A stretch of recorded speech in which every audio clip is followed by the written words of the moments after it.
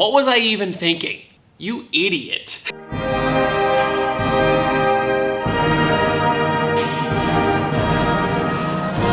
About to risk my life for art. For the art.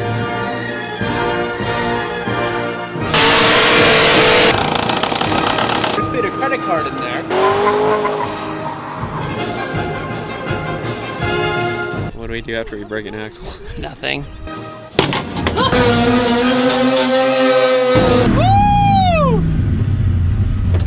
Yeah, buddy! Everything is okay.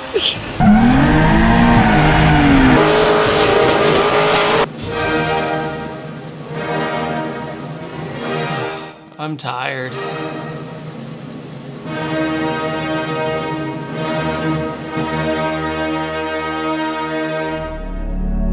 Building your own personal project car is one of the coolest things you'll ever do. However, I ignored every piece of advice I learned from my last S13 and went headfirst into a project that was way in over my head. This is the story of probably one of the stupidest things I've ever done, and that is to be a pioneer.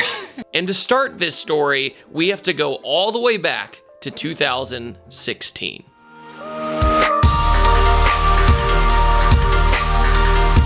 I wanted to learn how to drift, so I purposely sought out a 240SX that was a little bit more beat up. So I heard about this 1JZ swapped coupe. No problem. Setting out to go grab the car, I then proceeded to receive the wrong address and drove an hour and a half out of the way. I should have taken this as a sign. I was so over this late night trip into the middle of nowhere, I just handed over the money and said, all right, I'll take it. When somebody says, oh, I bought a project that's already finished, you don't know the history of that car. You just don't know, but when you get excited about a car, it's very hard to not take a step back for a couple days and go, is that the right decision? The coupe was no different. And I lied to myself and said, it's a drift car.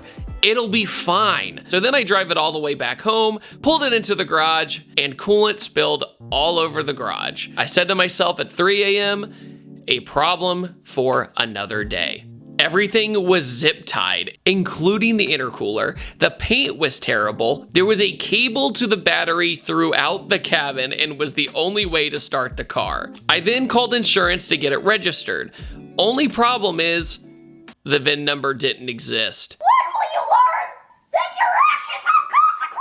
So come to find out, the title itself had the wrong VIN on it. I once again should have just said, okay, this should be another sign. I cannot talk about this story without one of my best friends, Alan. Alan is one of the best techs I've ever known, and he was fully supportive in this project. Hey guys, my name is Alan, and I'm responsible for all of David's horrible financial decisions. I love project cars. It's just one of those things where you allow yourself to just create something off of a blank canvas. It's definitely something that I've personally always looked forward to because you just never know what you're going to end up with. When David did buy the drift coupe at first, it was a little rough. I would say a really good aura around it. It put off good energy to say, hey, this is something that's really worth saving. But it was a complete car. You know, I'm used to starting with nothing. So even with the VIN number and title problems, I drove it one last time just to see how the car felt, and the motor failed. And I never even knew how to drift, nor did I even get the chance. Then and there, I should have sold it. For the VIN number issue, I had to get a Georgia police officer to verify my claim of it being only one letter off. The S had been turned into an 8. It's a Tennessee title, so now I have to send it back to the previous owner in Tennessee to get it changed. A few weeks go by, I get a fresh title in the mail. Awesome, problem solved. But then I had a terrible idea. For context, why did I choose to swap it? To fix the 1J and the transmission, which also broke, it would have been about the same price as getting a brand new crate engine from somewhere. I then had to choose an engine. I thought to myself, what engine has never literally let me down? I looked back at my 2JZ and all the problems I had with that, and then I asked Alan what he thought. David had this wild idea. I was at the time working at my old job. Do you know what's wrong with their car? I think the wheel's about to fall off. Wait, really? I don't know. David calls my phone and says, I have an idea. I was like, oh gosh. He says, I want to put a Coyote motor in a 240. And I was like, what? Let's do it. Like, I really want to do it. You know, we didn't have anything at first. I mean, I think we just had the car at the time, and we didn't really have any parts or anything like that. So I was like, oh, maybe it's just an idea. And sure as shit, a big old pallet came from Ford Performance. Hello and welcome to 240SX build 2. What was our goal with the last 240SX? To make a really fun, badass street car and to put a 2JZ with a really fast spooling turbo in that car. So then a lot of people were like, okay, so for the next project, what motor are you gonna choose? And I went through a bunch of different options. 2J, RB, and many more. Even some exotic car motors that were, well, too expensive, obviously. Well, I'm sure you saw this coming. Just kidding. Oh. Redo that. Oh, sorry. There we go. Ford has done their boxes Very well. very well designed. When this crate came into the shop, you know, for me, especially with everything I've dealt with at that time, I wasn't used to like brand spanking new engine showing up on a pallet and all ready to go. But this was a fresh start. It was something that at the time, like I said, I wasn't really used to dealing with. It was a new slate for me to start with all new components and just really be able to dive into a project with fresh material. So with no surprise to many people for the S13 Coupe, we went with a Coyote 5-liter engine V8 with 435 horsepower. This is the exact same Coyote engine that's out of a 2017 Mustang GT. Ford did an amazing job packaging this crate. It was super easy to take out and they delivered it in like 5 days. It was unbelievable. I'm not the first person to do this with my friends. I will say Kelsey Rawlings was one of the first, if not the first, to put a Coyote in a 240SX. So we're coming right behind there, as we know. At the end of the day, I said I was going back to my roots with this build, and the idea is to take my blue 240SX and the Smurf Mustang I have and have a baby. This car will be more of a drift-focused build. Yes, it's pretty ridiculous that I'm starting with this power plant. I know I'm stupid. A lot of people tell me once you go from one completely different engine to another, say 1J to Coyote, you almost have to relearn the entire process in a lot of ways. So it's gonna be really cool when we get this done, but it's gonna be a lot of work and a lot of custom fabrication. All right, so another fascinating thing I found about the Coyote motor that we got from Ford Performance is that it came with some headers on it to kind of gauge what we can work off of to get some clearance and figure out the clearance in the 240SX Coupe, because it is going to be one hell of a tight fit. But it's good to have something, to have an idea of what they're supposed to look like. Along with that, it came with a flywheel too, which helps a lot because we're still working on what kind of transmission we're going to use. You're really excited about it, but what are your like major concerns about helping me out with this build? The only major concerns really is just fitment. What we're able to utilize with, you know, everything else, putting it into a Nissan chassis versus a Mustang. Where the oil pan's actually going to sit in the subframe that is provided with the S13, what needs to be modified. You think, Alan? I'm liking this. the pedal. I don't know. I'm so fascinated that they gave us the pedal. That's so cool. Awesome. It makes everything a lot easier. It's gonna be like 2 super old 240 pedals and one brand new one inside. Yeah.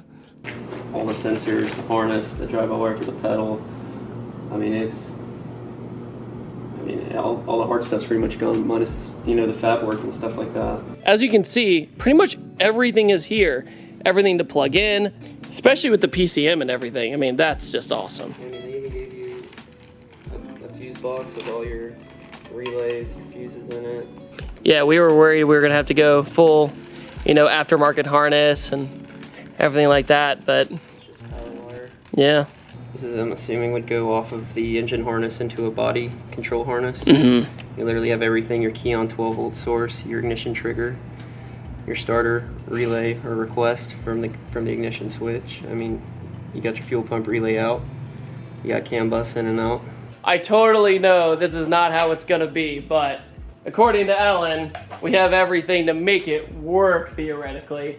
But that's a perfect world. So How funny would it be if the Coyote swap ended up being easier the freaking 2-day swap? All that, like all the pull your hair out type of stuff's like more or less taken care of.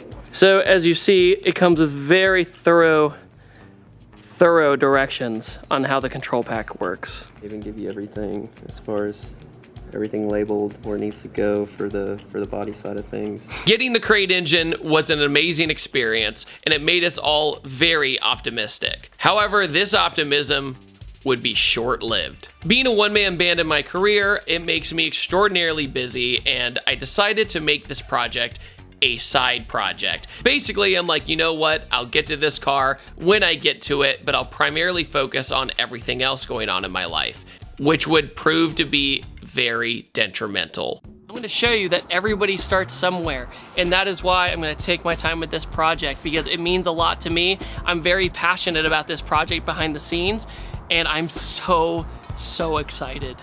And I'm sure you guys are too. I don't want you guys to forget about the car, but just kind of take it out of your mind and realize that ThatDudeinBlue is business as usual. Fast forward, it's 2017, and we finally get around to pulling the motor. So basically, the hardest part about this swap is making it fit, because the engine is huge compared to, say, an LS motor, which is this. Coyote is like that. The Coyote is a very wide motor, and to get it into an S chassis is gonna take some trial and error, and we're gonna have to make custom mounts and subframes possibly. So what we're gonna do today is pull the motor out, which is a 1JZ, and the transmission actually was leaking in it, so thankfully I didn't go out and drift this a lot because something else might have happened. So good news with that, but we're gonna pull the 1JZ out. More specifically, Alan's gonna beat me to it.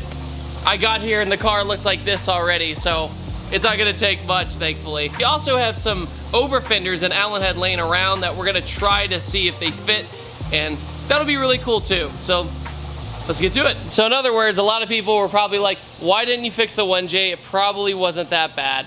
But at the end of the day, there was a lot to do. It was small, nitpicky things and a lot of money involved. So here's some of the assortment of parts. These are actually, oh boy, these are Street Faction bash bars. We are gonna put these on later in the series once the car is more complete, but they are absolutely fantastic. Street Faction, you did an amazing job. They come with jack points. You can even get a license plate option. You can do all kinds of cool stuff with these, and this will protect the car when I inevitably crash. You guys get to watch me fail, so have fun. These are ISIS control arms, but now they're ISR, they rebranded. Well, obviously, but they're rebranded now as ISR. So shout out to Njuku for always making a really good product. This is the anti-David screw-up device. It's now patent pending. This is where the intercooler used to be, and we were gonna just weld that back on when I was gonna stick with the 1JZ. But now, I was stupid and was like, let's just go crazy. This is the fluid that came out of the trans. So if you look close, there's flakes in it.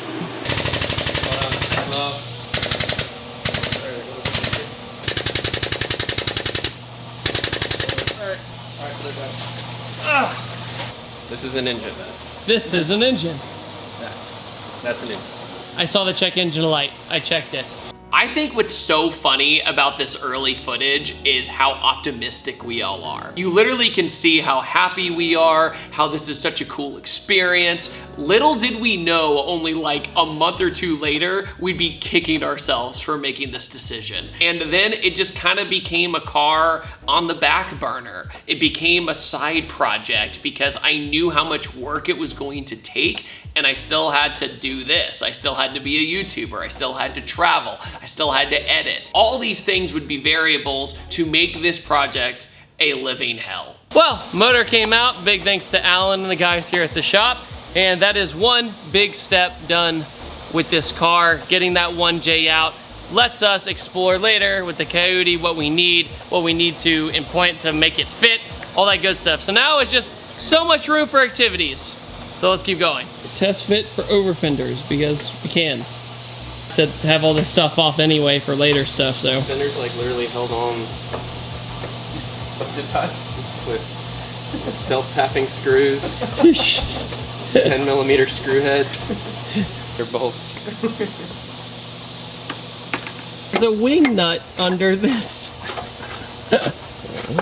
But this is where the tide started to turn about the attitude of this car. It was going to be way harder than we expected. It was definitely one of those things where, you know, the Coyote motor is obviously way wider than any type of inline six or an LS motor or anything of that nature. So I wouldn't say it was quite a fiasco to fit it in, but it was most certainly different than normal, I would say. Hey, and welcome to the next episode of the Coyote 240 series. So let's talk Coyote swap parts. That's all we're gonna be doing today, and we're gonna try to see if the bell housing adapter actually fits and what we have to do to actually make it fit. We already had to find different pressure plate bolts for the clutch because the flywheel originally that came with the crate motor didn't fit the clutch we were using on our transmission. Alan, we have a... That's how I feel too. I'm just gonna let him finish. In order to do a Coyote swap in pretty much anything, first you're gonna need a transmission, actually.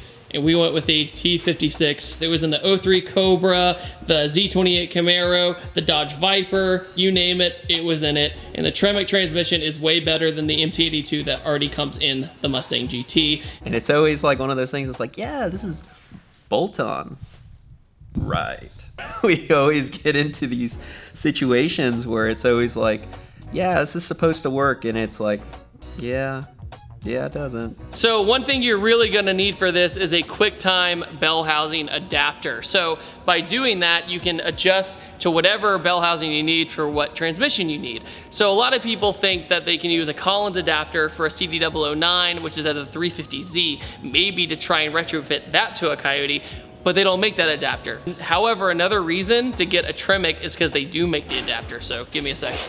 This big thing that's about half my body weight is a QuickTime bell housing. It's SFI approved. This thing is beefy, very heavy, and it's gonna protect you in case you have a clutch explosion. So let's pray that does not happen. If it does happen, I'm gonna be A-okay, and that's important. So that goes on behind the flywheel and the clutch. So we're gonna try and fit this on. Okay, for clutch, we went McLeod, and this is the Street Extreme. But the thing is originally, you come with, not this one, this is the McLeod flywheel that I had to buy. I'll put that aside over her. This is the stock flywheel, and what I learned is if you use a 2017 Coyote for your swap for a Tremec, so, stop! This is the stock flywheel, and in the newer years, 2016, 2017, they changed the pattern. So when you try to adapt this clutch, which is actually from a 99 to 04 Mustang, this is what you need to use for the swap. Shout out to CJ Pony Parts for basically recommending all this stuff, but that flywheel doesn't fit to the Street Extreme clutch, that's a modular motor. And this is actually from a 2011 Coyote generation. That's the little bit of difference it took. So look at this pattern right here, and then look at this pattern. That works, that does not. So this is a 26 spline that goes into a 26 spline clutch. So you have to make sure you do that right as well, because I think the MT82 is 23 spline. So little tricks like that is a lot of research. These Tremec transmissions are not cheap, but they are totally worth it in my opinion. And also, it will bolt up to the Coyote when you do enough research. All right, so we're gonna try to put the bell housing onto the trans. We don't have the bolts for it, unfortunately, but we'll just go across the street and get some bolts. It don't fit. Actually, it does fit. It fits flush up here, but it doesn't fit on the bottom. I see it. You done see it? I done see it. It's a little bit of spare metal in the way. A little bit of slag. So we're gonna shred that down.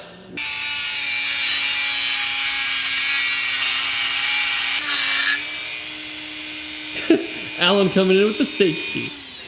So this metal is actually sticking out to about here, and what that was doing was the bell housing that adapts to the Coyote was not fitting on there.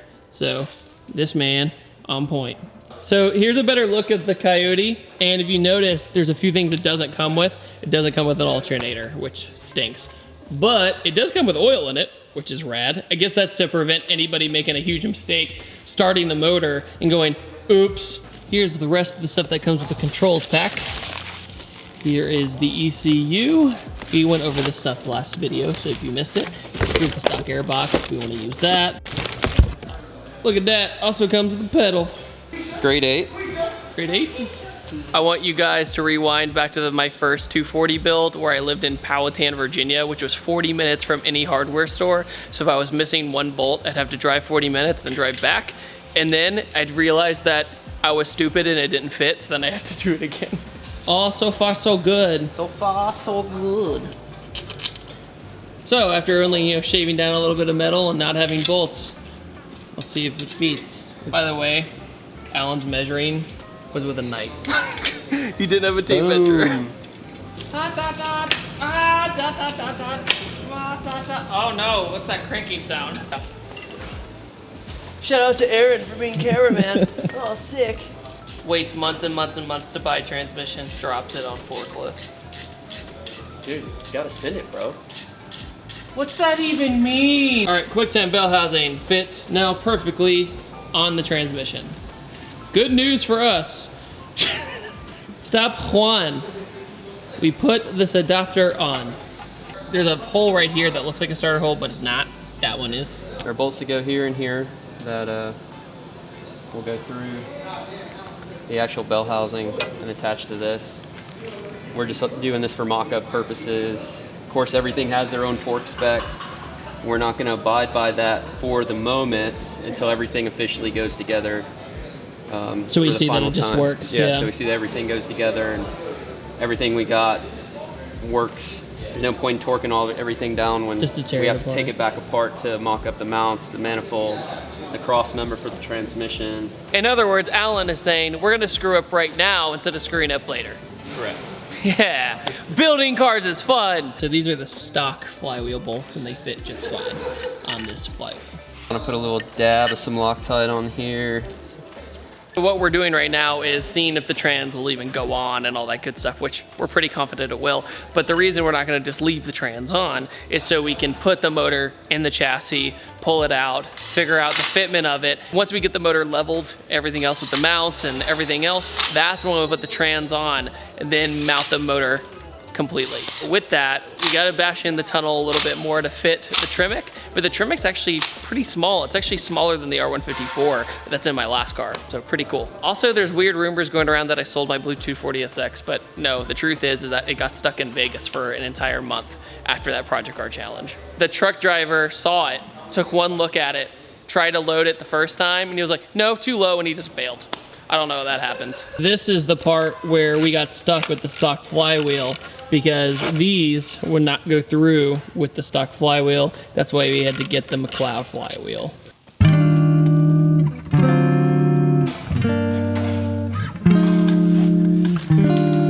Get on now. Building cars brings people together in all sorts of ways. So it'll at least seat in the dowel a little better. So we're not sitting here wrestling with a big ass heavy transmission.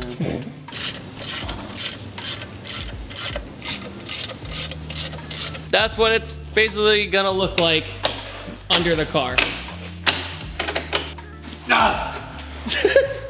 The fork in the transmission that pulls the clutch is missing, so I have to get that as well. So the transmission's pretty much useless until then. Everything matches up, and that is a huge, huge headache and weight lifted off my shoulders due to all the research I had to do to make sure everything fit. During this time, I had this idiotic idea. Since this project's going to take a while, I'll just go do easier projects in the meantime. Like that would make life any easier. So I went out and bought an Integra thinking it would be an easy budget autocross build. And that would kind of keep me busy in the project car side of things when other people weren't available to help me with the Coyote swap car. Unfortunately, this became a vicious cycle over time to where the coupe would just kind of be in the background. And whenever I had time, I would just go mess with it. And then other things happened, which we'll get to later. Hey, what's up guys, for another episode of the Coyote Swap 240, where dreams go to die. We're actually making a lot of progress. It's very little progress when it comes to the big picture, but we're making progress. So if you notice, there's something different about the engine bay, and that it's actually clean. Yesterday, I took Scotch-Brite and a whole bunch of sanding paper and just went to town on this. It would have been easier to use a pressure washer, but I got it started, and then when it's sunny outside, we'll go ahead and use a pressure washer. I used the Scotch-Brite and everything else because it was pouring rain outside and I couldn't stand to stare at it anymore being gross. And having a gross car makes you really unmotivated. You don't want to work on it because you just are gonna get more greasy. This is like the crane of hope for today. So now what we're gonna do, we're gonna take the stock header off, so we're gonna have more room to put the motor in the bay and see what we're working with. So you need M10 1.5 bolts for the engine mounts, and that goes to even stock Coyote stuff. If you have a crate motor from Ford, they already have one inserted into the block. So you can take that out, use that as measurement, go to the store, any hardware store, make sure you get the right grade and everything, but those will fit. These don't come with washers, but definitely make sure to get some washers too. Here are the new bolts right here. And there's an original one usually right here in the block on the other side. A little bit of flex right here, but it's enough to see what we got going on. We're gonna have to relocate all this stuff too, the oil filter and all that. And yeah, it's just another thing to move. This was just caked in grease like that thick. That was the worst. So before you wanna put the Coyote into the S13, we talked about earlier that you're gonna need to relocate the oil filter. But the only problem is that Ford is kind enough to fill the entire motor up with oil. So if you wanted to just start it up into another platform, that it just fits in there. But since we're putting it in an S13, we need to relocate that, which means we have to take it off, which means we have to sacrifice all that brand new oil that's inside the motor. But hey, that's just something you gotta do, and then we'll refill it back later with something better. So no big deal. Width-wise, actually much less of a problem than I expected, but the oil pan's too big. Use a different one. Yeah. Be like a front sump.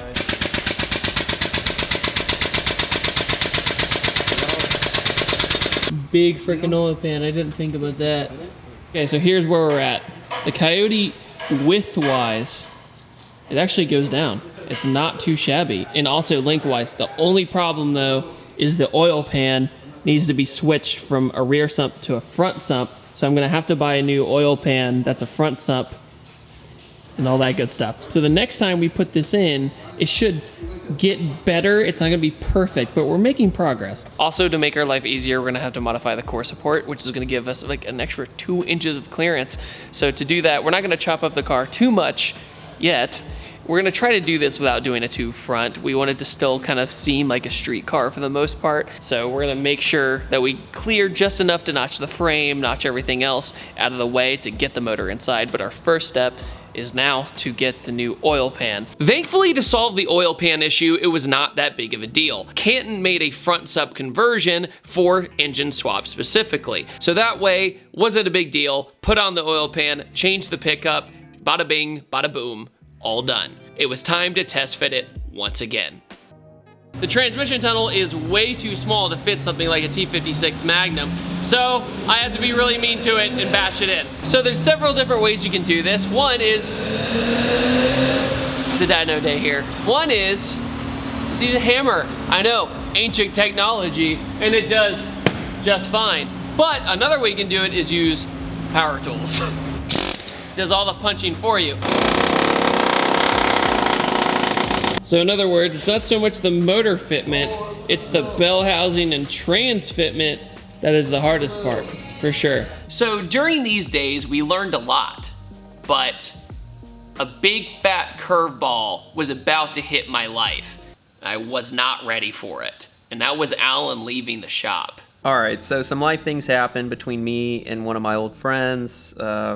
We just didn't see eye to eye with some things, and unfortunately, it was time for me to kind of move on and try to kind of seek other things in life, in other areas. Ended up working for a few other shops in between then before I landed within my own place. It was rough, you know, it was rough, you know, stepping away from a lot of projects, a lot of stuff that I truthfully enjoyed getting into and looked forward to finishing it and fulfilling the project that David really wanted to start with and have me finish with. At the end of the day, I still wanted to finish that car because I felt like there just was some unfinished business for me to fulfill and how I wanted that car to be potentially presented when it was finished. Okay, back to bad financial decisions. Moving forward with the Coyote Coupe, there was a lot of challenges ahead. Just when you thought things were getting easier, they were actually getting harder. In this video, we tackled how we solve the exhaust, cutting the trans tunnel, which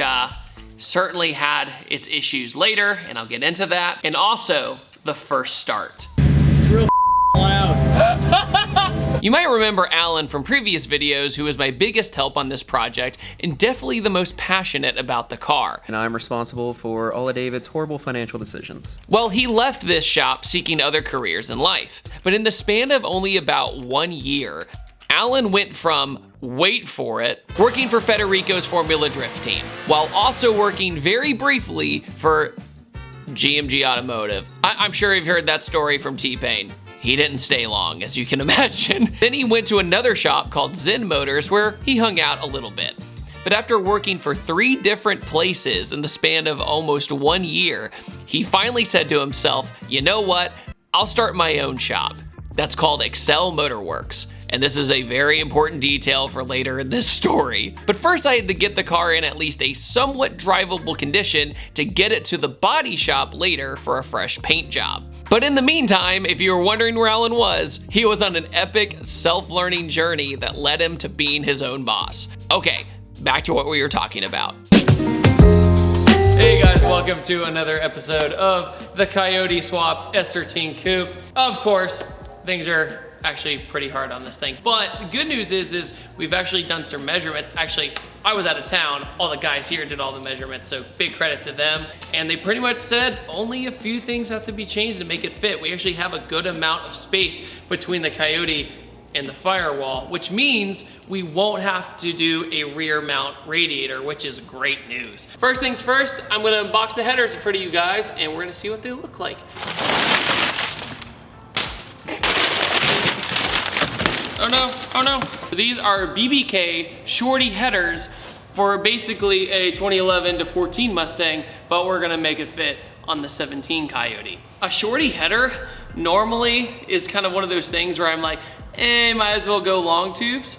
But this is perfect for what we're doing, because we're just trying to make it fit. These are much smaller than the manifold that actually came with the Coyote motor that's used to like fit things, everything. The stock header is actually very big. So this will definitely help us as a reference on how to fit the Coyote. So once we put this on the Coyote, if we have to use just the flange, we can use that as a guidance system and then make our own headers if we actually have to go around everything else. We'll just have to fab it. This way. No, this way. Oh, I think I have the wrong side. Oh, David, you're stupid. Can't do anything. Okay, let's try these. Okay. Okay, so I just have to this one right over here. It just doesn't go all the way down. Oops, that's way too far. I look like I'm all lonely. Okay, but other than that, making some progress, nothing actually in the car yet.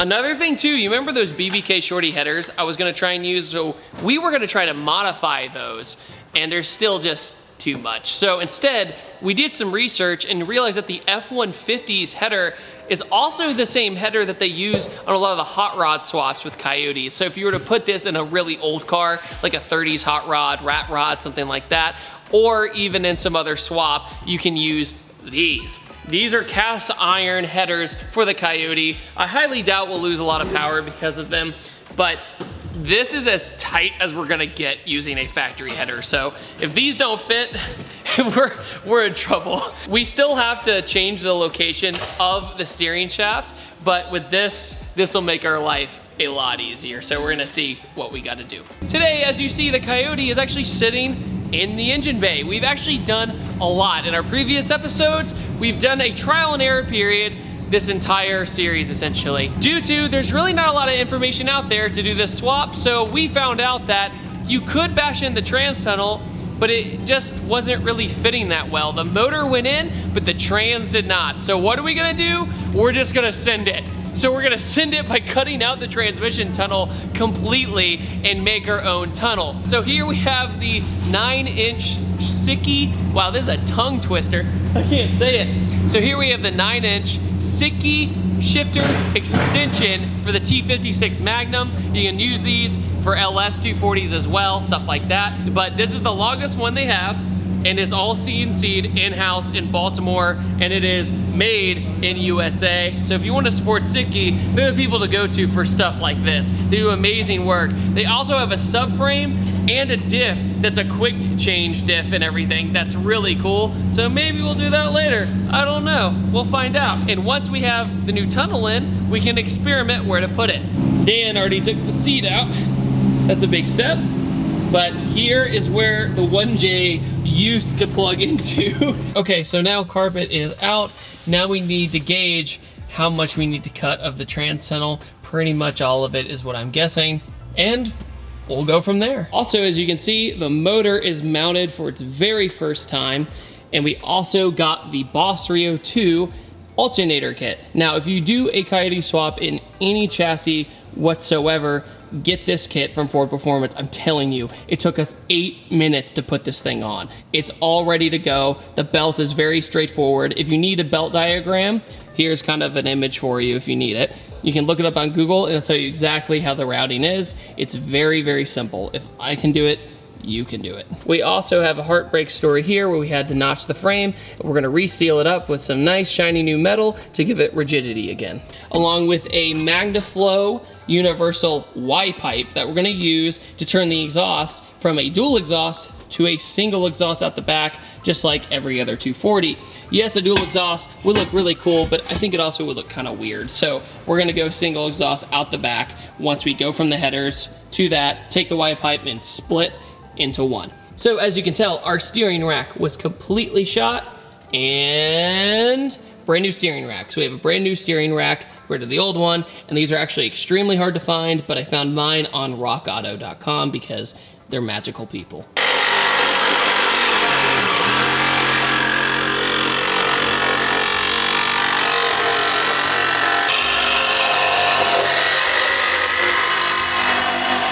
All right, we just mocked up the shifter extender, and now we're gonna see where it needs to sit if we need to cut more tunnel. It's dead center at the shifter hole right now. You guys gotta go back. In this chaotic area, we cut this out to make room for this, and then we're gonna probably have to cut this out as well for this to have some free air to move around. It's just a trial and error thing, going in and out. And just when you thought we were making progress, you see the interior and it like hurts your soul. But there's nothing left in here. We cut all that trans tunnel out. We got our shifter extender, which actually ended up being a little too long, unfortunately.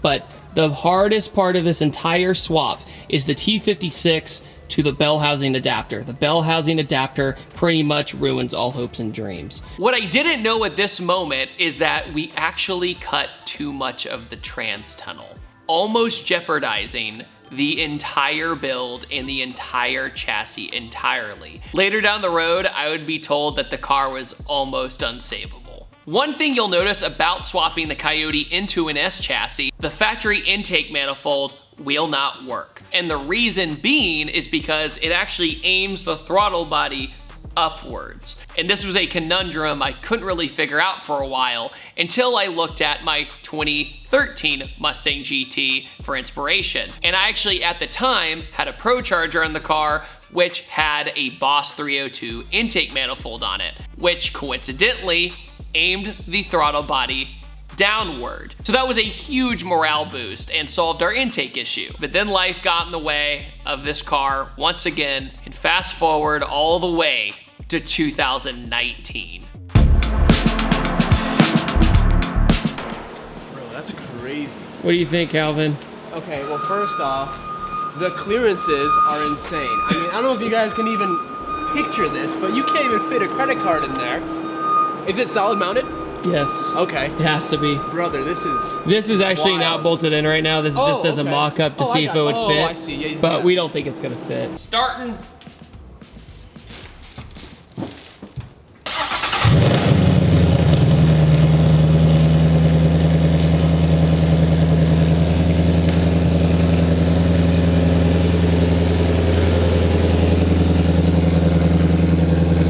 Holy crap, dude. This thing's so wild. drive just like this. That works. Driving Miss Daisy.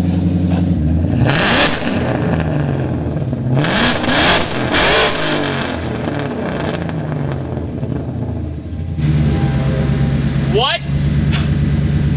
Real loud. After all that struggle, dude. Oh my God. I hate you, but I love you. Love-hate relationship. That's out of the eBay fart can too, which is so funny. It smells though, but whew, wow. I'm probably gonna, definitely wanna get it tuned, like just safe as possible tuned though. It's just nice hearing a 240 that sounds different.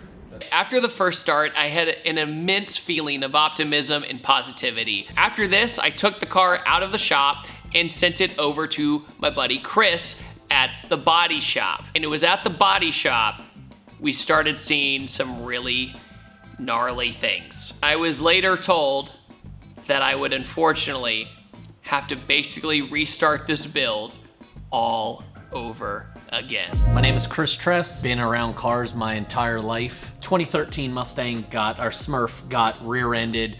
Guys, you ever been like sitting at a stoplight and then all of a sudden another vehicle decides, wow, I would like a taste of the Mustang too. Isn't life so funny? What were you thinking?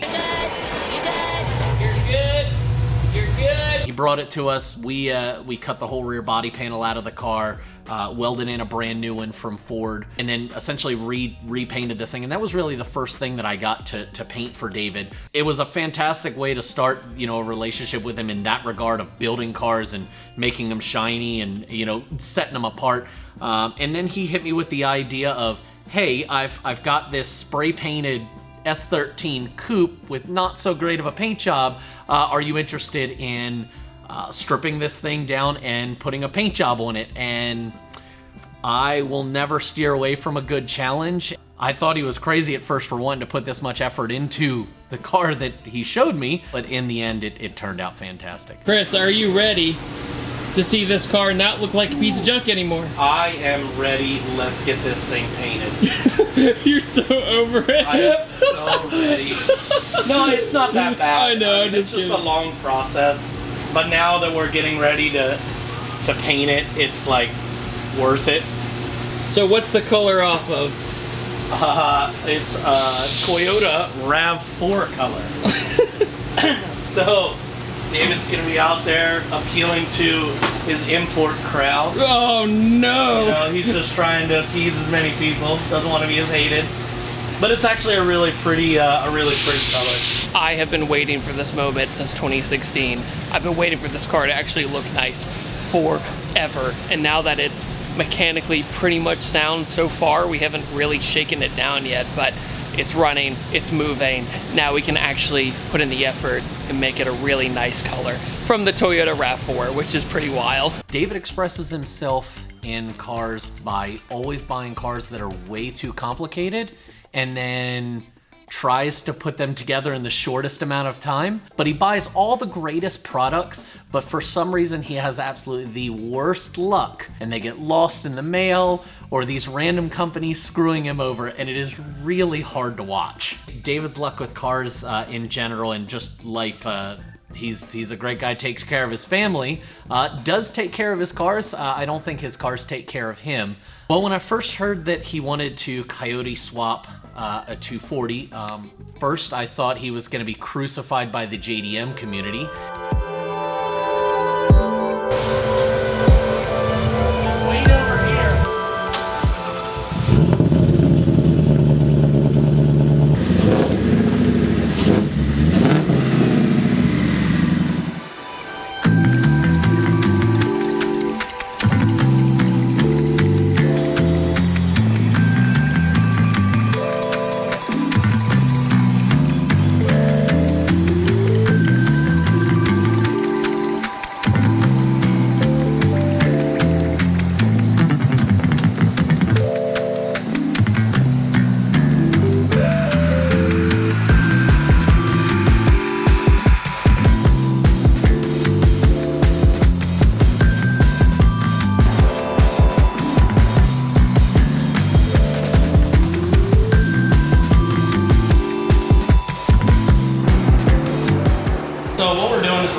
called a prostat.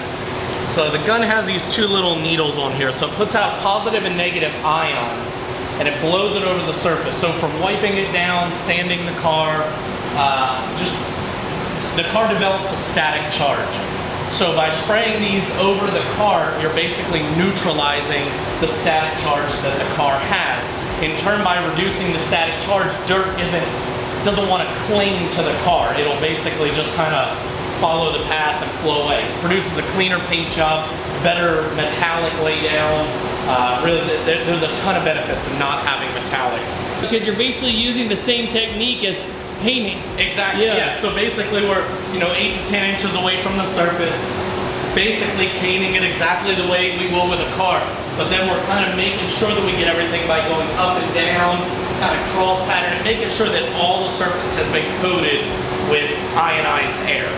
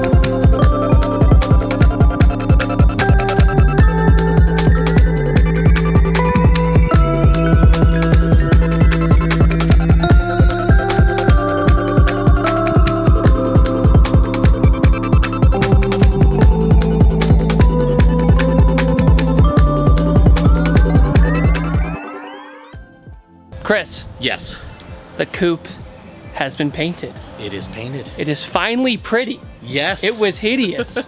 It was ugly. It was ugly Betty. It was the worst S13 maybe on the planet. It was kind of dingy. It was Kind dingy. of?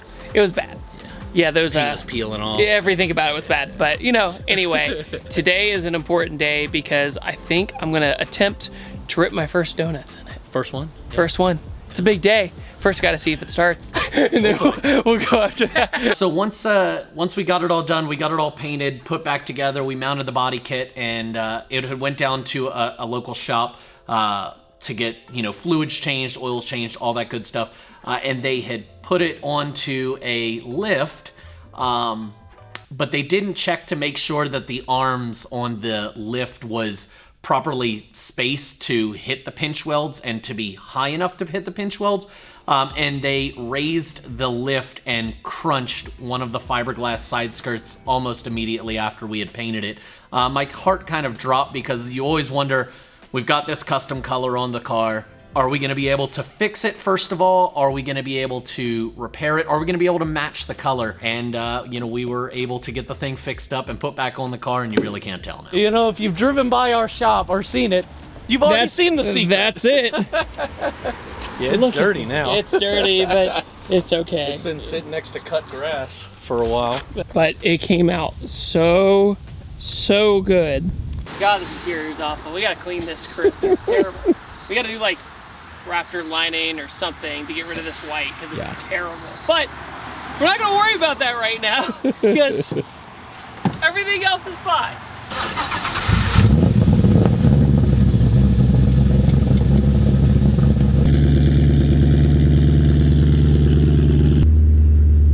Oh, well, guess no seatbelt right now. So when he took the car out the first time, we had recently finished painting it. It had been running decent. So he took it out. He said, hey, do you care if I just go slinging around in the cul-de-sac up the street? Close course, of course. We said, hey, there was 5 or 6 of us there. We said, that's awesome. Let's go do this. Yeah, so my mirrors melted off from sitting because somebody glued my mirror. So I'm gonna have to get new mirrors. All right. Oh my God, I'm driving it. I'm freaking driving it, dude. I cannot believe it. Coyote swapped S13 coupe. Shout out to VMP Performance too. They sent me a tune for this. E-brake is not bled yet, so it doesn't really do much. So I'm just gonna power into it really.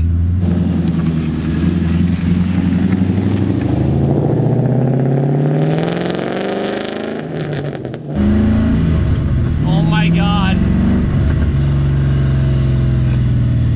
Them F-150 headers, boy.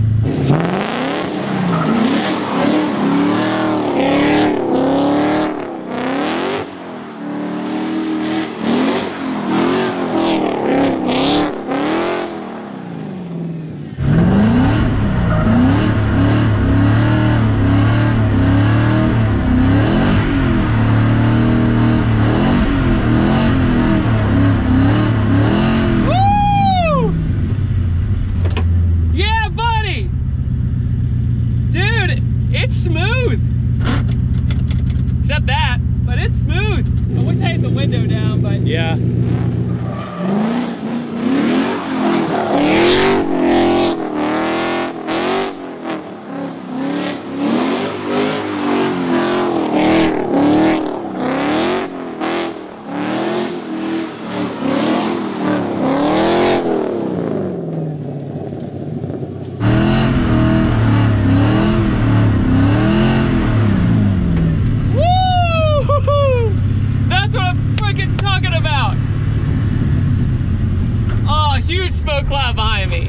Safe and sound. I'm pretty sure if I tried to swing it around, the alignment would be screwed up, but we did a donut. I'm happy. Insane. Well, that was freaking awesome. Don't you think so, boys? That was amazing. So, and I feel exactly when that OS guy can diff locks up. Oh, and that's like, yep, lay into it. Yeah. Lay into it. So after the first donut, everything sounded fine. And then we found out, I think, not too long after we had done the donut and really kind of beat on it for those couple minutes, that the differential did not have any fluid in it. Of course, our shop didn't put the differential in, but we didn't realize it didn't have any. Had we known that it didn't have any fluid, we probably would have advised David to not do that. It was kind of one of those things. We watched him slinging around. It was fun in the moment, and upon the realization that we all kind of collectively came to, oh my God, this thing doesn't have fluid. There was a gut feeling that I think was shared across the room of, oh my God, how expensive is this gonna get? I probably would have checked the fluid, especially at a shop, and if I give it back to the customer, that the fluid levels would be correct and that I would have double checked my work to make sure that it was right, knowing that this was gonna be a race car and knowing that it was gonna be beat on pretty hard. I definitely probably would have checked that. Once the car was finally painted and ready to go, it was time to bring the car right back to where it started, to my buddy Alan. My buddy Alan had opened his own shop called Excel Motor Works, and he did me a solid favor. Me being kind of paranoid after the whole differential issue, I asked Alan to do an inspection of the car, and the results were literally horrifying. Check out these nice welds.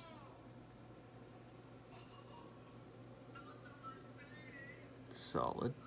Then we're gonna move on to the engine mounts that are not even sitting flush to whatever plate that they decided to make. And it's pulling the metal through. Sick. The gap, like look at the gap up there. This side sits even better. I mean, this is just quality. How often did David feel optimistic about the drift coupe? Less than 10% of the time. Most of the time it was, I don't know if this is gonna be finished. I don't know if this is gonna work out. I don't know if this is gonna work. Did I make a wrong call? Should I have just done this? And usually it's all of us and all of his friends around him that are like, dude, this is gonna be awesome. Just stick with it. You'll be completely fine. But getting through the doubts was kind of, as his friends, the hardest thing to tackle, so to speak.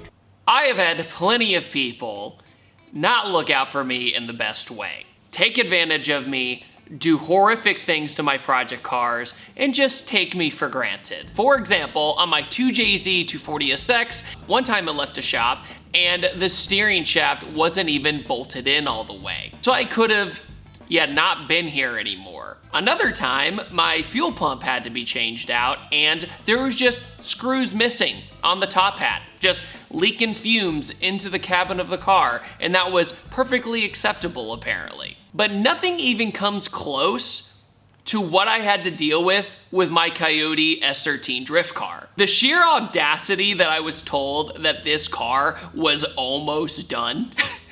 But nothing is more unacceptable than literally finding fuel lines leaking next to headers and exhaust with cheap 25-cent hose clamps holding on the fuel lines. The sheer endangerment I was put in with this delivered car or almost done car is absolutely unacceptable, and you are about to see why. All right, look, so I found some good news while doing my Coyote Swap 240SX. I've been through the absolute ringer building this car so far, but then we got to paint it, make it pretty, and then do our first donuts. It felt like a huge win. Well, then afterwards, I brought the car to my buddy Alan, who just opened his own shop. It was called Excel Motor Works. And he goes, David, I'll go ahead and do an inspection for you on the build of all the previous work of all the previous shops that worked on the car. He puts the car on the lift, and oh my God, he finds the most horrific you could ever imagine. Before we get this video started, I'd really appreciate it if you hit that like button. It really helps me in the YouTube algorithm. All right,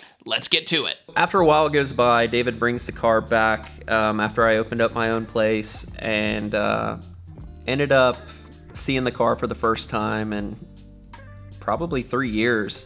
And there was a lot of things that I was like, man, this isn't how it's supposed to be, David. Check out these nice welds. Then we're gonna move on to the engine mounts that are not even sitting flush to whatever plate that they decided to make. The Sick. gap, like look at the gap up there. I mean, it's phenomenal. This side sits even better. I mean, this is just quality. If the plates wouldn't even been there, the engine would sit a little bit lower too, kind of how The motor is not even sitting down. I mean, kinda. It was obviously a bit of a bummer to see where it ended up at and to see how much the situation was more or less taken advantage of and how much it just looked forced. It really did. It didn't really feel like it was a meaningful build. It didn't feel like it had much purpose behind it, especially for what we started with, a new motor, new trans, new everything, and for it to be like that when I first saw it, it was heartbreaking for me, you know, to kind of just see it like firsthand after 3 years, and I'm like, oh man, like this ain't it. My custom trans tunnel had wood screws in it and seam sealer, and they cut so much material that the chassis was almost compromised. Then Alan told me the unfortunate news of, David, this build is so bad that you might as well start all over again and do it better. This was already years of waiting to drive this thing, and it was basically back to square one. I most certainly wouldn't buy new components and not put any fluid in them. How could I ever want to put fluid in all my new drivetrain components? Obviously, the money's been spent in areas that essentially have to be redone. A lot of things had to be reconfigured. The rack relocation had to be done. We ended up having some clearance issues with the tie rod ends slamming into the lower control arms at full lock. Not safe. No fluid in certain components, you know, wiring not the best in some areas. It wasn't safe. For it to be like that and to know what we started with and where it ended up 3 years later, it was just like, damn dude, like you had one job, you know? It just sucks how it wasn't delegated the way it needed to be in order for it to be a nice car. The engine mounts not being mounted properly, trans tunnel being destroyed, and so many more things. I finally said, forget about it. Let's restart. Alan, you observe something. Guys, I want to explain something to you, and I want this to be very well known across the board. Do not attach stainless steel hose to your factory fuel line and put a 25-cent pressure clamp around it in hopes that this is going to stay sealed forever. No. Let me explain something to you. This is tight, and I can still turn it. What do you think happens when you're move? Oh, shit. Okay. Oh no. Oh no. Oh no. Exactly. To be fair, we did not do this. I did not unclamp that at all. Yeah. Same with this one. Look, this one comes off. Look. Absolutely no. And that's why we're replacing all of this crap. Don't do that. Yeah, no. Bad move. Fantastic.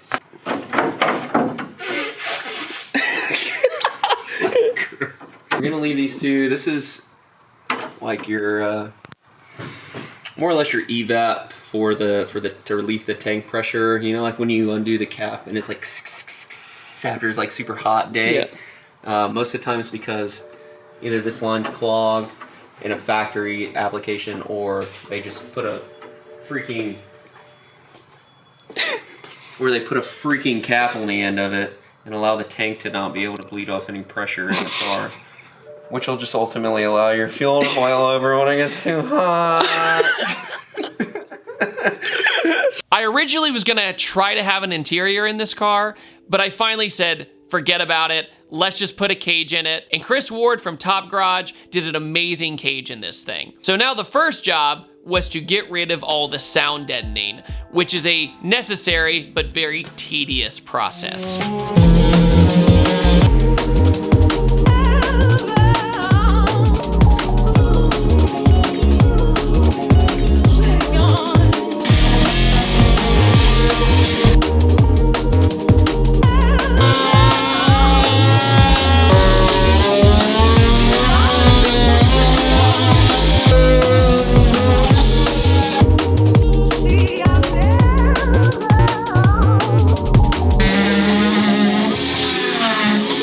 Once the sound deadening was all out of the car for the most part, it was time to try and repair the trans tunnel. Thankfully, we had master fabricator David Campo to finally repair the car. And he did an absolutely incredible job. Up late at Excel Motorworks, Alan, how are things going? Everything is just fine. David Campo helping me out with the trans tunnel. Also, oh my goodness, how are things going? It's going. I mean, everything doesn't fit and it's all on fire. But we're making progress. It's starting to look good. Exactly. I had hair back then too. And a lot of it wasn't gray. Oh, are you saying that only this car caused your hair to gray? But honestly, things are getting better. It's starting to feel way better than just that mock-up basically that was on the car. And now it feels safe. Look at that. Now we're cooking with propane, as my dad always said. So, Alan. Yes. You said that it's a rare sight tonight. We have James Coons or Modest Racing's S15. S15. Then we have a Coyote Swap S13. Yes. And then out here is an LS Turbo BMW. The really terrible thing is it all just becomes so normal after a while. You get so jaded. Yeah, it's just a Ferrari. Yeah. Holy shit. 5.0 swap 240. I'm like, yeah, it's pretty cool. Yeah, it takes a hunk of crap. Yeah, you don't have to freaking work on it. Yeah, dude. Honestly, every time I see this car over, I'm like, just let it be over. Like, I just want it to be over. At least I did my first donuts in it, so that was an accomplishment. Yeah. But then my throwout bearing went out and my slave cylinder went out. So that's cool. And then we put you a flat screen TV in the differential. But we kept the reservoir and we replaced the fluid with water. You got a fish in there, so now it's a tank. It's a fish tank. Fancy fish tank in there. Actually, very rare mini barracuda in there. It's endangered. It's endangered.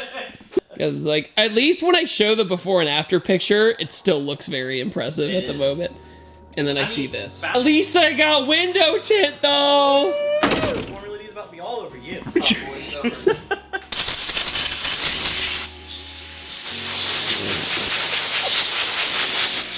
Progress has been made. Alex, Yeah, been a while, bro. it's been a little while. Yeah. At the same time, do you remember when I pitched this idea to you? Mm-hmm. And then you were gonna do it, Yep, and you're like, 2013. You're like, that seems kind of hard. Yes. There's a reason for it. After getting the ball rolling on this car once again, I then realized something. Something very important. Wait. I don't even know how to drift. Why am I building a drift car?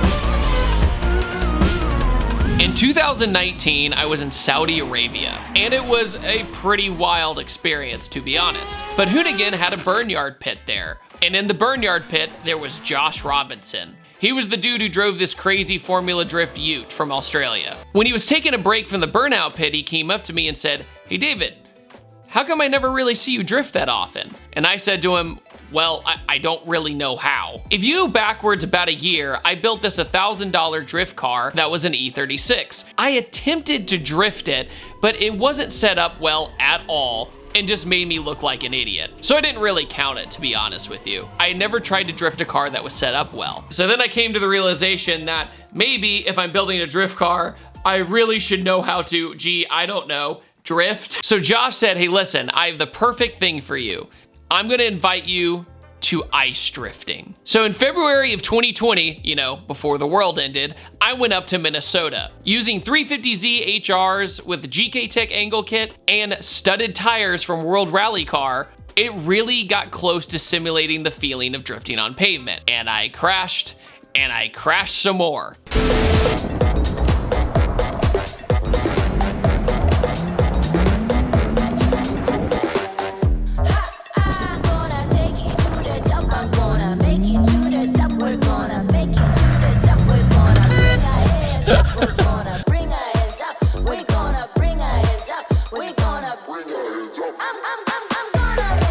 So all you have to do is put a tow strap in the hatch essentially, so whenever you get stuck, you can just get yanked out by your bro. But to really shorten this story, by day 3, I was tandeming with Josh. I would then make it a tradition to go ice drifting every single year with Texas Drift Academy. Dude, you're a cool driver, oh my god. We almost hit you. After learning ice drifting, I finally drifted on pavement around a year later, my very first time. I then went down to Texas Drift Academy again, but this time on pavement. I then did some drifting in November of 21 at the Drift Mansion, in the same cars that I learned how to ice drift in. Then Michael Elsey of Mid-Pond fame let me drive his LS Supra to drift there at Mid-Pond in Alabama.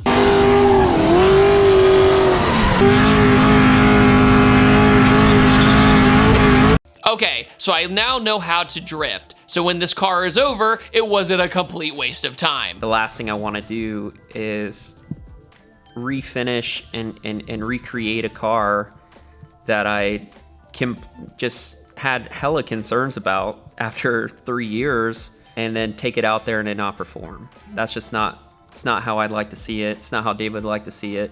It's not how the viewers would like to see it. This is something that I wanted to go out, be able to perform. Fuel and tires, fuel and tires, fuel and tires. That's it. No other things. No breaking this, no breaking that. Of course, it comes with it. I'm not naive to that. But I don't want to go out there and, oh, this is leaking, oh, this is happening, oh, this wiring's this is that. Nothing. I want it to go out and perform 110%. During this period of time in 2021, I was going on an absolute grind of car reviews. At the same time, Alan's Shop Excel Motorworks was absolutely doing fantastic with business. But since this was such an overwhelming project to basically restart this at the time, it was also the year I got my own office and own facility. While I was basically renovating my facility, filming car reviews, traveling like crazy for video content, the car just kind of ended up sitting for a while. But then we got an absolutely crazy idea. What if we try to make it to Import Alliance 2022? And man, oh man, was this a really intense decision to make. So it was time to bring it to my buddy Alan, who I trusted to help me basically restart this project. So the first thing we did was to remove the subframe and replace the bushings. These bushings were old and needed to be replaced. Well, obviously, it's a 240. Everything is okay. I got it under control. Now introducing subframe service with Alan and David. Hi, I'm Alan. You ever get them pesky subframe bushings that just don't want to come out? Just toast them up, bro. To the Benzomatic 5000. This bad boy right here, get them out. It'll burn your toast. It'll burn your subframe bushings. It'll burn your skin. Burn whatever the hell you wanted to burn. So Alan, I'm guessing this is the most efficient way to get rid of bushings. Yeah, there's a few different ways. A lot of people, I mean, I've heard all kinds of stuff. So some people use a drill bit and they'll walk it around the cup and they'll pop it out and then use a wire wheel. But to me, the most fun way to do bushings, an efficient way, if you have the facility to do it, is just torch them out. And plus the rubber gets super brittle, so all you have to do is go in with like a 3-inch wire wheel brush and just clean the barrel out real good. Yeah, it could smell a little better, you know. So undramatic. I was expecting like a really big hit, and you're just like tap, tap, tap. The trick is to get her nice and hot. A little toasty there. A little toasty. How I feel when I look at that car. Sorry, the trick is you gotta wear it down. We're gonna remove the old fuel lines. We're gonna replace them with stainless steel lines all the way from front to back. We're also gonna relocate them in an area that allows them to not be so vulnerable. So what we're gonna do is we're gonna remove this here cap. We're gonna plumb this bad boy back into the intake. It's so bad. It's so bad. I'm renaming the shop Fixing Every Other Shop's LLC. DBA as Your Other Shop Sucks. So today, guys, we are trying to figure out a place to mount the Ford Performance Power Pack fuse box. It's nice and compact. We're gonna try to find a good spot for it to where it's not gonna get kicked, soaked with water, or potentially falling down and causing a fire. Nobody wants that. I'm just saying, if your wife tells you your Nissan is garbage, just don't listen to her. Just keep it and just let it love you. It loves you, I promise. It's like, Alan, what do you think about my sick 1JZ muffler setup? that's real sick, David. Alan, I love how minty fresh the transmission came out. It's pretty sick when you give a shit in it.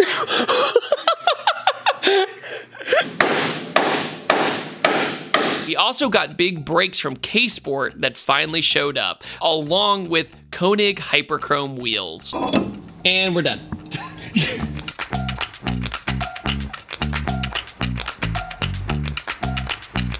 Moment of truth. Oh. Yes? Yes. Yes. We clear. Yes. Next, the headers are extremely close and create a ton of heat. So once my engine bay had been completely repainted, we decided to add extra protection to try and cool things down a bit. And also, you know, so my shoes didn't melt. Hey, Alan, you know, it's really cool. What's that? Import Alliance is coming up. T-minus What? 6 days. Is it really 6 days? It's the 26th, isn't it? Oh, no. Yeah. Oh, it's next weekend. Oh, my God. Next crunch time. That's an understatement. This is so I don't melt in the car. Yeah. We're gonna throw it on there with the expectation that that's what happens. We then decided to relocate the engine altogether due to the engine mounts apparently didn't like the spot the motor was before. The only problem is that this meant I needed to get the drive shaft modified due to the new motor positioning. We'll just bring it to the car meet with the blanket over. Don't look at it. Guess what motor this is, bro? We're just delusional at this point. Earlier, I said 2 words. I said import alliance, and Alan just screamed at the top of his lungs. Ta-da! It's in there. We're towing it. A little more clearance here, Captain. Okay. What's the plan? Well, but some clearance would be great. Who's Clarence? Clarence. Clarence has graduated high school. Good And old he's Clarence. going on to college. Good old Clarence. AKA Mad Skids. The subframe's slightly modified. Not much though. No, transmission mount has got to go up. Got the motor in. Yep, we got the motor in, got the booster fitment kinda decent. Still got to play with modifying the transmission brace. Yeah. Basically tilt the back of the motor forward to gain us a little bit more clearance behind the head to the booster. That's pretty much the biggest clearance issue with this swap is the booster. Yeah. It seems to be the biggest thing. This kind of being a multi-purpose kind of street/drift car, we want to be able to have that vacuum there if necessary to stop immediately. Especially on track. Especially on track. Other than that, now that the motor's in, obviously the hard part's done. So now it's just going to be, you know, getting all the fuel lines and stuff ran to it. We're talking about modifying the engine harness because the factory drops it unfortunately right in front of the motor. Me personally, I think that's kind of ugly, so we're going to cut it back and put it into the firewall or inside of the car so it's not exposed into here. Even though it's a waterproof box, I just think visually it'll be a lot more appealing. E-minus, what is it? It's 12 o'clock on a Sunday. IA. Yeah, starting we probably again would on it need tomorrow. it there by Friday night. Yeah, starting again on it tomorrow at 8. So tomorrow's Monday, and then IA's that Saturday. So 5 days. I think we'll make it. Yeah. Probably not. To be fair, this was Alan's idea to Yeah, try for it. We're definitely going to give it a shot. I think every project moves a lot better with a deadline. Yeah, because so. even if you don't make it, you make so much progress, Exactly. right?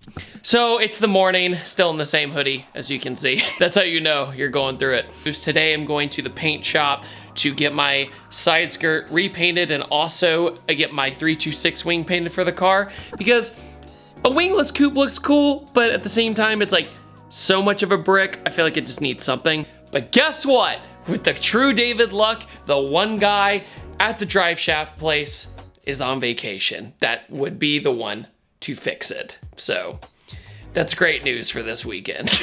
My side skirt from a previous shop had been split in half because they put it on the lift wrong. Thankfully, I got the fiberglass repaired and then headed over to my buddy Chris, who was willing to help me repaint it last minute, along with my 326 wing that I decided to put on the car. Mr. Chris, once again at SSR, cleaning up the side skirt. We've been here before, aren't you excited? Hey, this is the second time around spraying this one.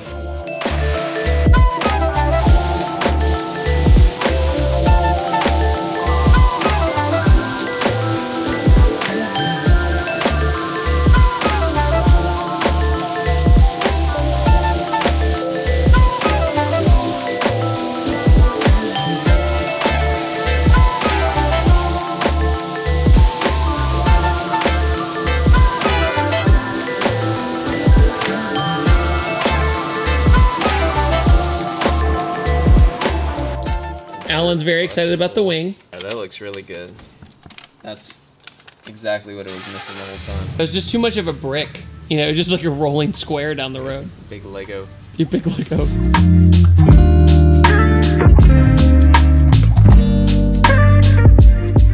I was holding that wing for a while off camera, but we made a little template.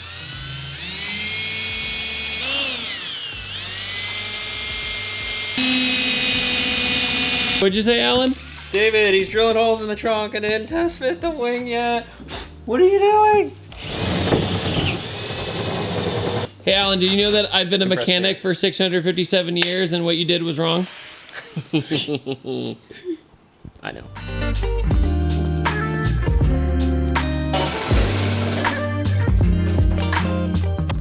It is Wednesday, my dudes. Time to go get the drive shaft and also go get a whole bunch of stuff for the fuel system and race car parts that we need. We just need a bunch of fittings and stuff like that that you don't think about when it comes to this stuff. So got about a 25-minute drive to the drive shaft and then another 40 minutes to grab the other fuel system stuff and then on our way back. I am tired, if you cannot tell. Didn't get any sleep last night because my dog was freaking yapping the whole time. But other than that, it's Wednesday.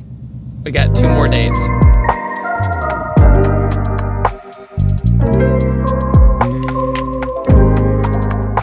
Race car parts, got them in. Put the drive shaft in the shop.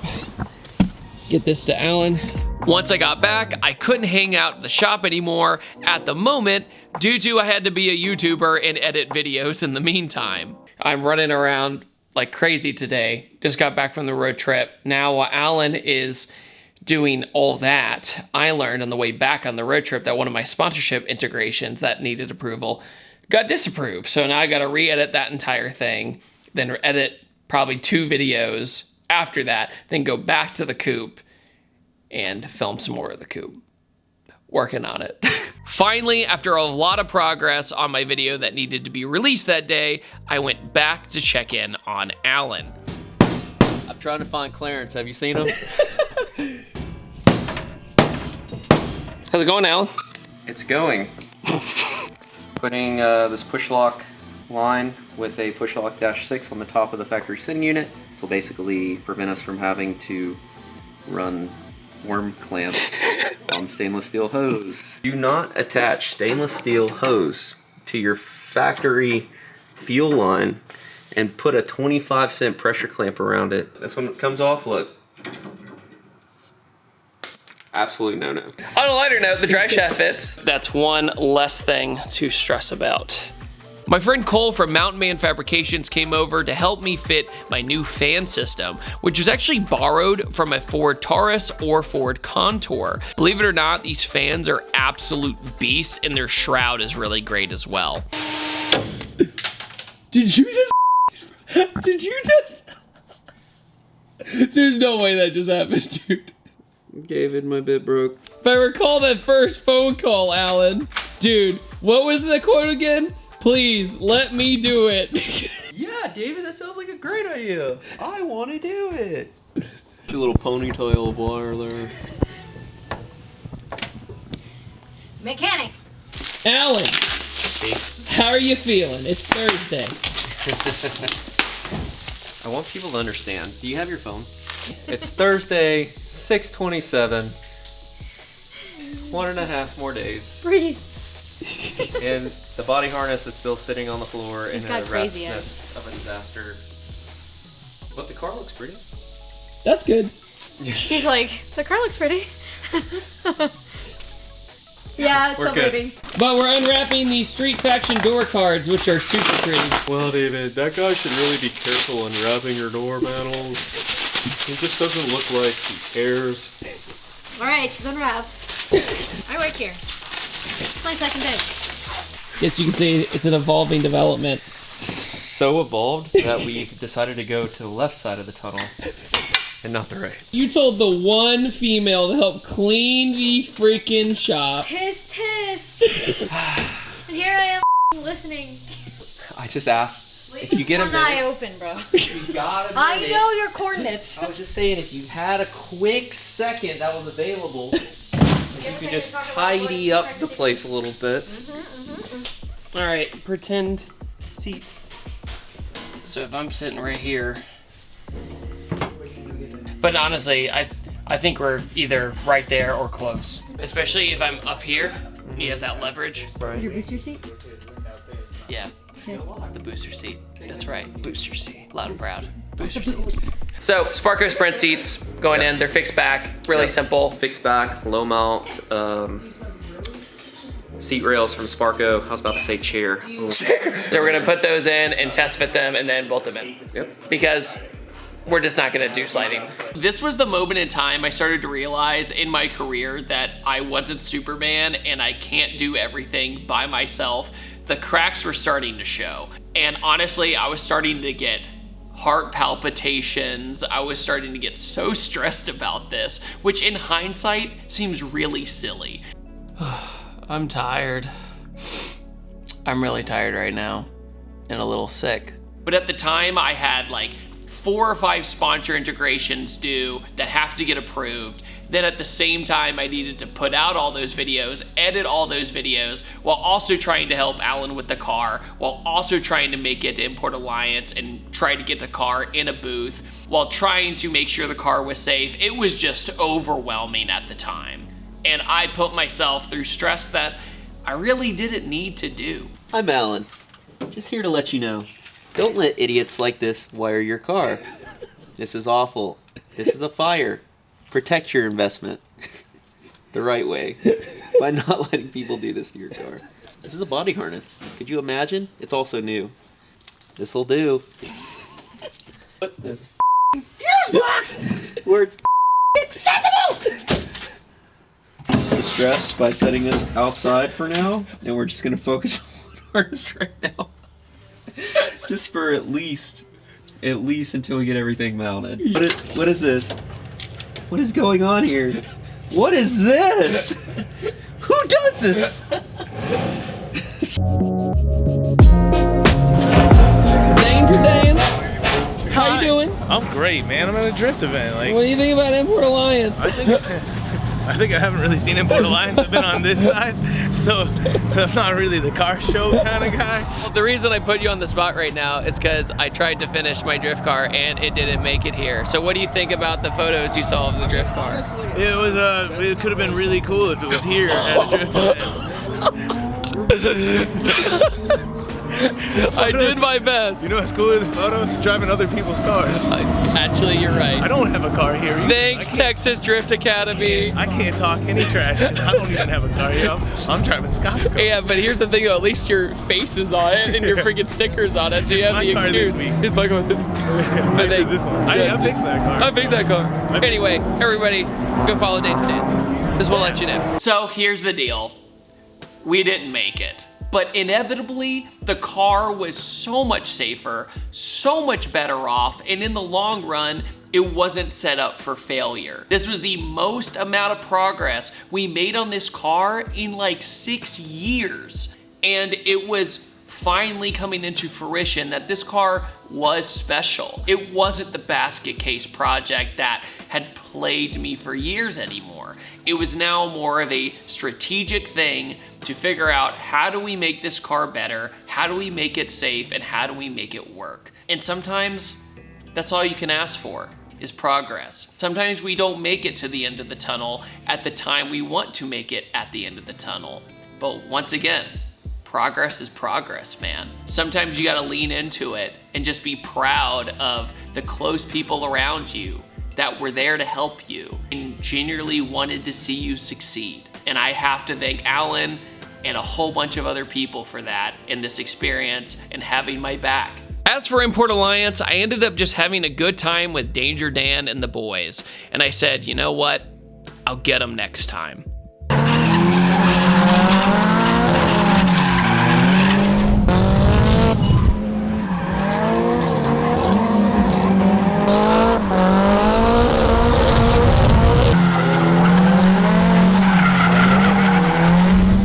So given the time that we, were working with to get the car done, I wouldn't say David really lacked any excitement. I know he was excited about getting it done, but I also know that, man, this car's been running him through the ringer, just people a part of the build prior just not really putting in the effort that was necessary in order to allow this car to be what it is. You have people you trust and believe in. The one person that you did trust and believe in ends up leaving, so it's like, oh, okay, that sucks, but oh, they're gonna continue the build, but oh, now the car is not being touched, but oh, now 3 years later it's still not finished, but oh, now Alan's got it. And it's just like, I get it, you can only put off so much excitement towards something that runs your emotions through it. Emotional damage, it's a lot to deal with, emotionally, to try to stay excited and just stay positive when you keep running after problem after problem after problem after problem especially when you thought you already crossed the bridge of that problem. It's like, oh, hey, you know that problem that we just resolved? Yeah, that's not quite resolved. We need to actually step back over that bridge and start over again. And it's just, it kind of with your emotions, you know? It's like, damn, like, is this thing gonna be done or is it not? It's June now.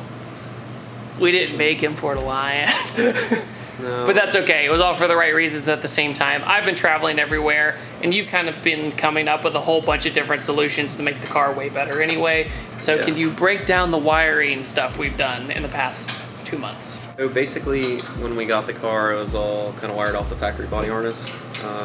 Our biggest thing, especially with the platform in the car and its purpose, is to kind of simplify a lot of things. We had just connectors to things that aren't even affiliated with the motor combination and the dash and everything that we currently have in the car. So the biggest thing for us is just kind of eliminate all the possibilities of error by just simplifying the harness. We added a bunch of Deutsch connectors and stuff like that to basically make the harness be removable out of the chassis in case, God forbid, something happens to it. So in other words, if something were to happen to this car, I'm not saying that it will, hopefully, we could basically remove everything, plug and play, essentially. Throw it all back in a new car. Rather than, oh God, we have to cut things, we have to resolder things, we have to redo all these things. James knows all about that. I do. That's right. How's your RX-7 going? So we're in one year, 4 engines later. Sounds about right. 3 rotaries and an LS. So life is great. This motor wants to hit. This clearance right here. Yeah. Because this was probably the toughest clearance of the whole thing. Yeah. And by doing that relocation, it gave you the clearance. Yeah, and we're able to go up further with the trans, which was able to pitch the motor a little bit more forward, which just kind of helped everything. It kind of helped getting the gearbox further up into the car to where it wasn't so close to the ground. Also, the steering column was mounted crooked by somewhere else as well. So basically, yeah, it was gonna hit my knee in mid-drift. The steering column was actually pointed towards the driver door panel, which kind of, you'd be steering like this, more or less, holding the steering wheel. But we had to get our buddy Cole to fabricate to fix it. Well, we had to refabricate it because it was fabricated incorrectly. While building the car, there was a lot of obstructions in the way, one being the driver's side manifold. And this driver's side manifold, believe it or not, haunted this car for 3 years until we ended up finding a solution for it. The previous place this shop was at, they ran a woodward column, which is a great solution for clearance issues on cars that you know, you're running big engines, you have some obstructions. It allows you to kind of navigate the column in areas that allow it to work and allow it to be beneficial. However, it has to be mounted correctly. And we ran into some issues where the column was unfortunately a bit modified more than what we'd like to work with. It wasn't pointing towards the driver 100%.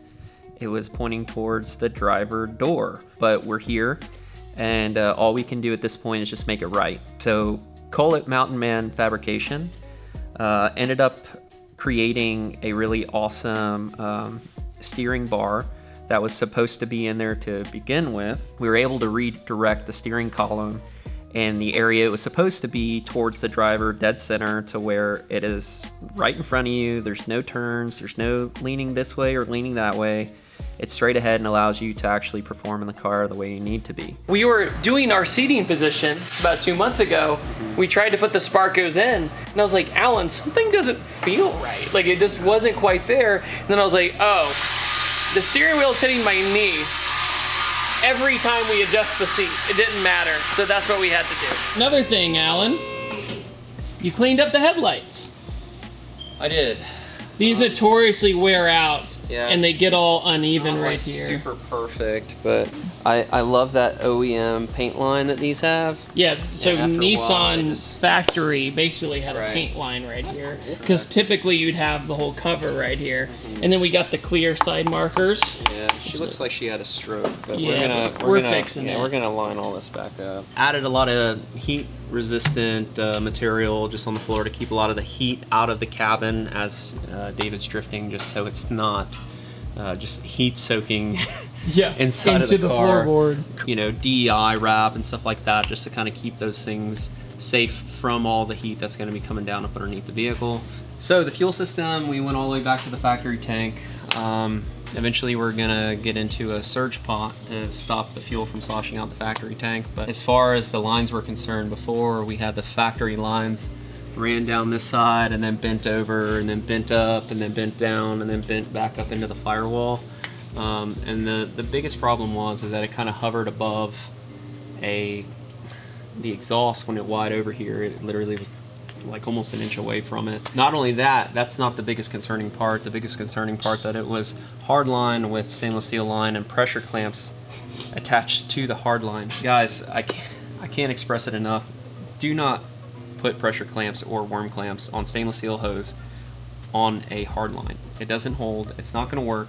It'll get you home, but it's not gonna put you on the track. It's so dangerous. We ended up actually pulling one of the hoses off of the line by hand, just like, yep, didn't even loosen it. It literally just pulled straight off. They weren't even barbed. After our insane stint trying to make it to the last car event, we took a little bit of time to take a break on the car. However, V&P Performance let us know about the brand new Cobra Jet intake manifold that had been revised by Ford Performance. So we had one of the first ones in existence that was out to the public, and that was pretty exciting. Alan, it's November now.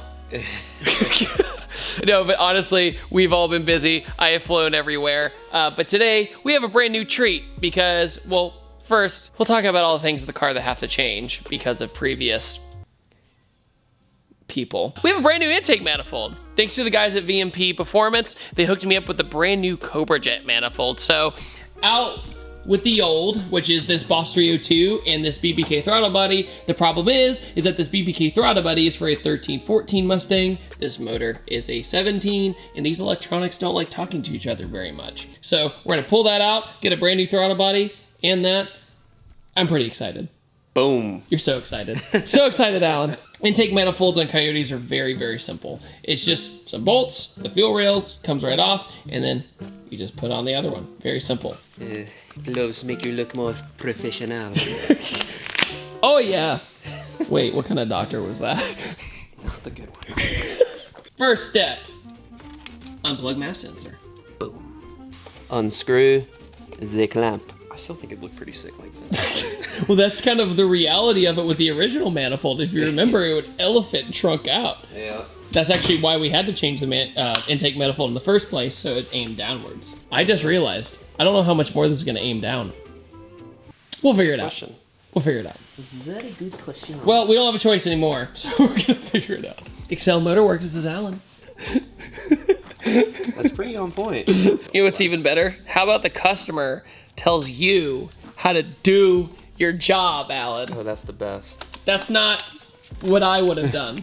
I would have done it that way, but just to let you know, I'm a YouTube mechanic. Alan, you're saying just with how big the Coyote motor is, but everything's so available to work on. It's so easy. Yeah, it's a really big motor, but at the same time, very accessible. Yeah. Like injectors right there. Everything's right there. Coil packs right there. Spark plugs right there. I mean, it's also in a 240. True. But, to be fair, I mean, I've worked on a handful of these.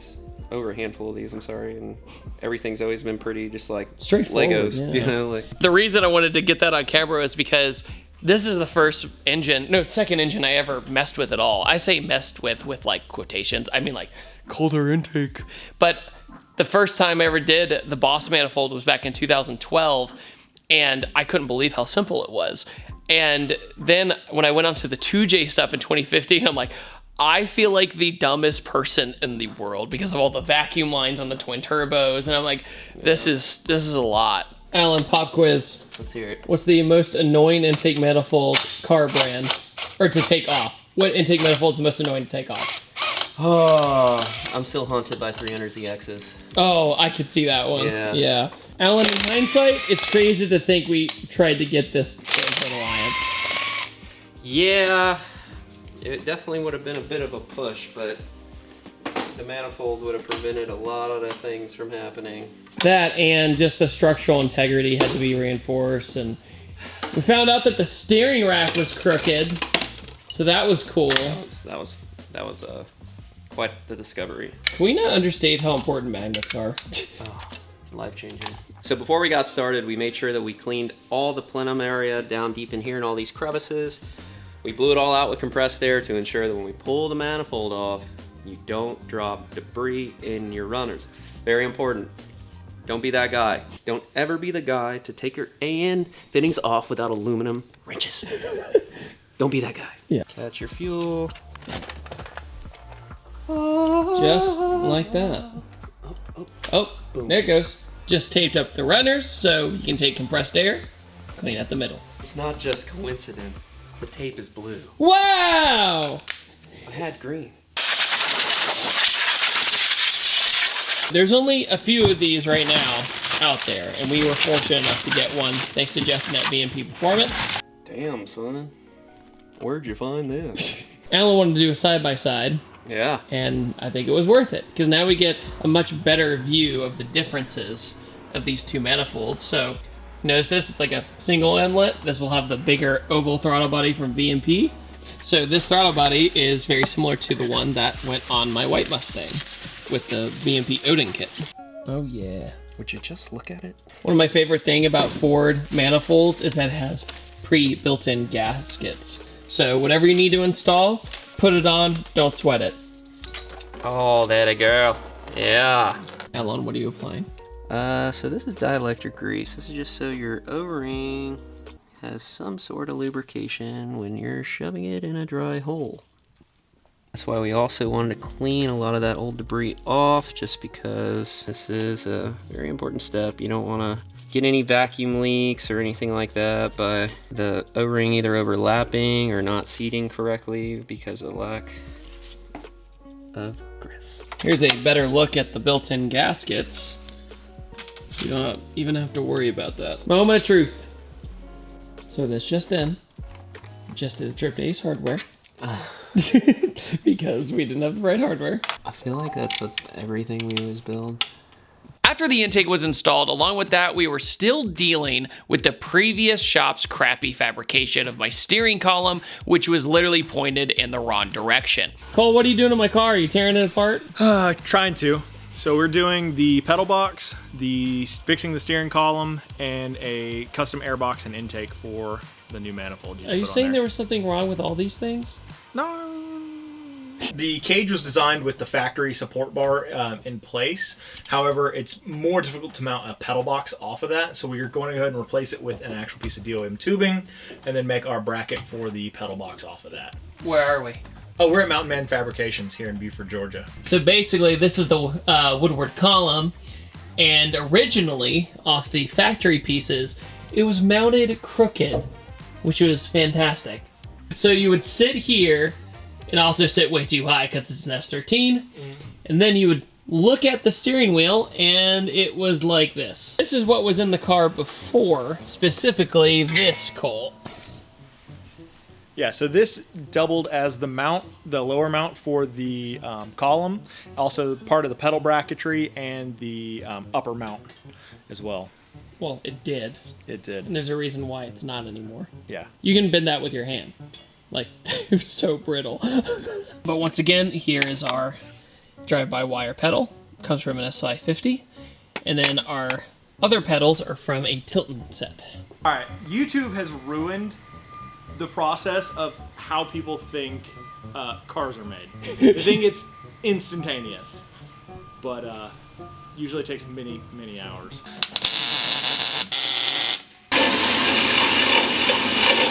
About there, the brake pedal line's exactly up with the stock one. The clutch pedal's a little bit more inboard. All right, cool. So you made this nice doohickey right here. Yeah, so we'll just use this to mount the brackets to on each side, and then we'll build an up piece to the crossbar. You go find bolts. Yeah. Isn't that an entire project car? I gotta go find some bolts. Bro, the driving to the hardware store, driving to the other hardware store, then the actual hardware.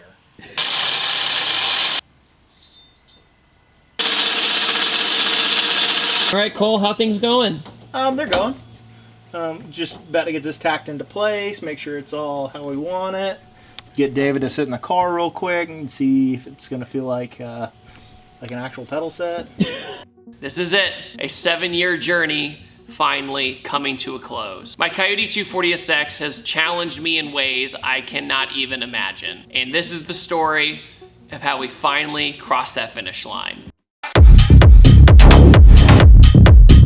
I was finalizing preparations for my event Cosmic Drift, in which I transformed Caffeine Octane Linear Raceway into an LED wonderland, thanks to the guys at Mega Racer. It took around 4 days of setup to make it happen, especially the tunnel, which was such an undertaking. But it was a passion project, and it ended up being so fulfilling. The stage was set.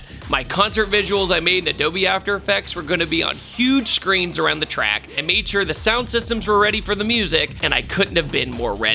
Show FDM came down to help out as well, and was the hype man for all of us into this late night. Thanks to my buddy Parker and the team at Toyota, they were kind enough to lend me a Toyota GR86 for the event. So in the GR86, I did some testing of the drift layout, and it was a ton of fun. Oh,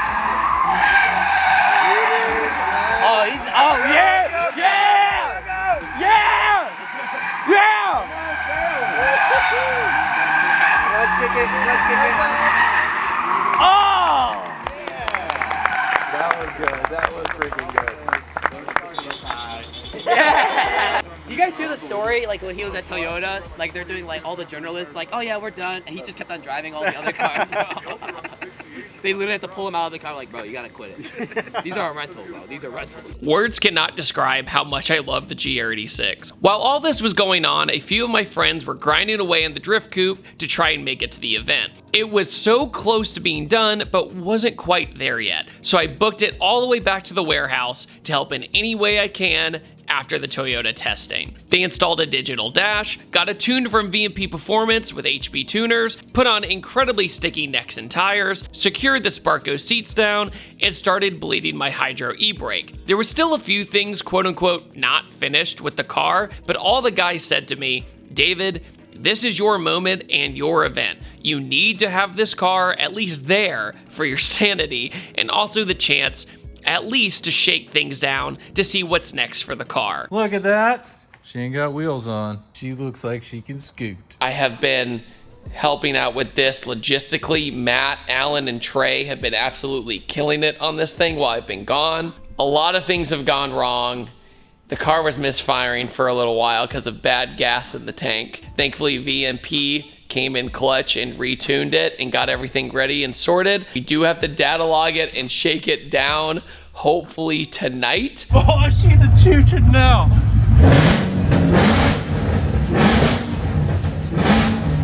This car was also almost done once again, but unfortunately my seat brackets didn't show up out of everything. Okay, everyone. How do you feel? I feel good, man. How do you feel, Matt? I'm ready to go to sleep. That's right. Alan became an underglow expert today. Oh, man. that laugh is not good. Everyone stuck it out. What time is it? 2:45. Christ. Yeah. Would have been nice to not know that. So earlier when you guys were working on it, I pulled out my phone and went, ooh. And I put it away, and Alan goes, what did you say? I go, nothing. And I put it back right in my pocket.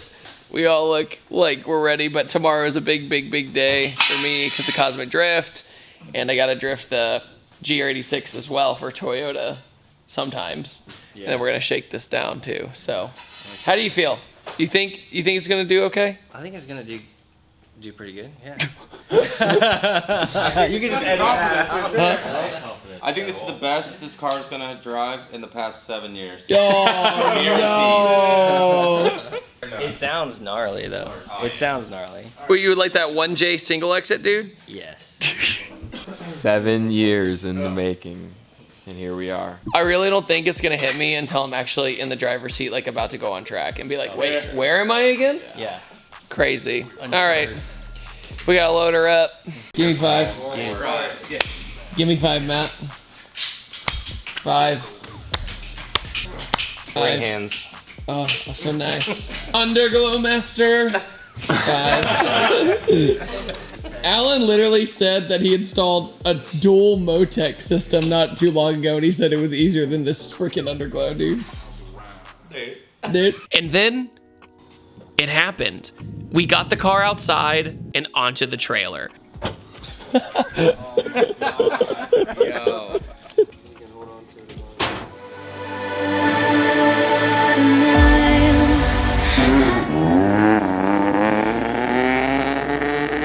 The next morning, we got to the track early and had our sponsors and vendors set up. Fitment Industries, Toge Factory, Core Works, Toyota, Mega Racer, Nexen Tire, and Nappy Boy Automotive all showing up to show their support. While I was setting up more of the event, Alan and the guys kept doing their checkups on the car. Just trying to get everything right before it goes out. The drivers started coming in, and so did the spectators. Cosmic Drift, my dream event, was coming alive.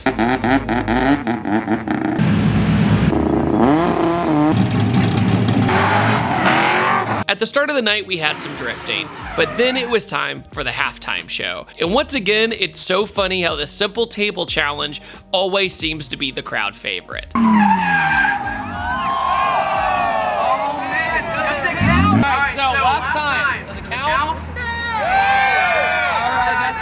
Cho did his signature RB power. And it finally got dark. It was time for my first shakedown ever of my Coyote 240. I was nervous, but Project Katana was about to go on its maiden voyage through Cosmic.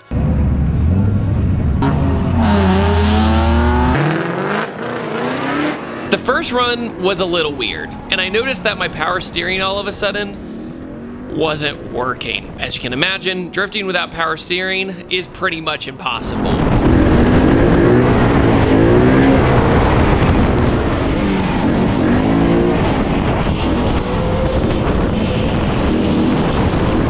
No self-steer or feedback coming the other way. My e-brake didn't want to bite down as well, so to make harsh corrections, it was really unpredictable. However, we still got to hear the Coyote sing to almost 8,000 RPM.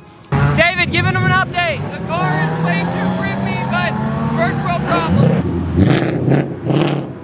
People absolutely loved the coupe in person, and it made me feel obligated to go out and try again, even though the car wasn't functioning at its full potential. So I tried it a few more times, and the power steering, unfortunately, got worse. Alan then said, let's see if I can make it work. So I came back in, then took some laps of the GR86, had some fun, then went back to the coupe to try again. How's it going? Fantastic!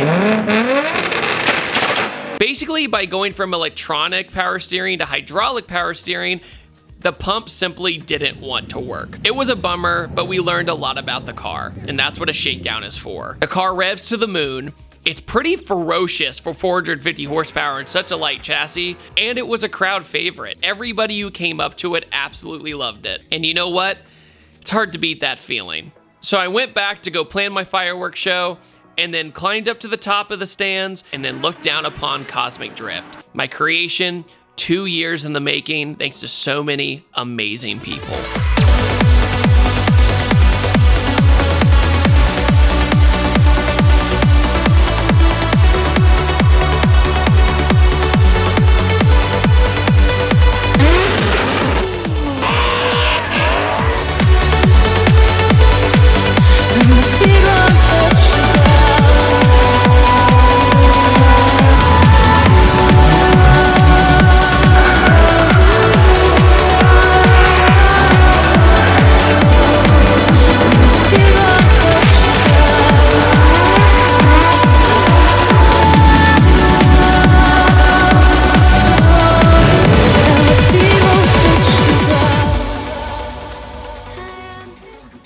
Then the nappy boy himself showed up, T-Pain. T-Pain was going to come and had promised me, but then he had a last-minute concert booking the same day. But not breaking his promise, which was completely understandable, he did his show, then drove straight to my event to drive. And man, did he do awesome. From the day we met, he has come a long way from a parking lot in Pickle Rick. I finally said, you know what? I'm going to end this event and night on a high note. So I took Project Katana onto the track and I said, light those fireworks. I'm finishing this night in an epic way.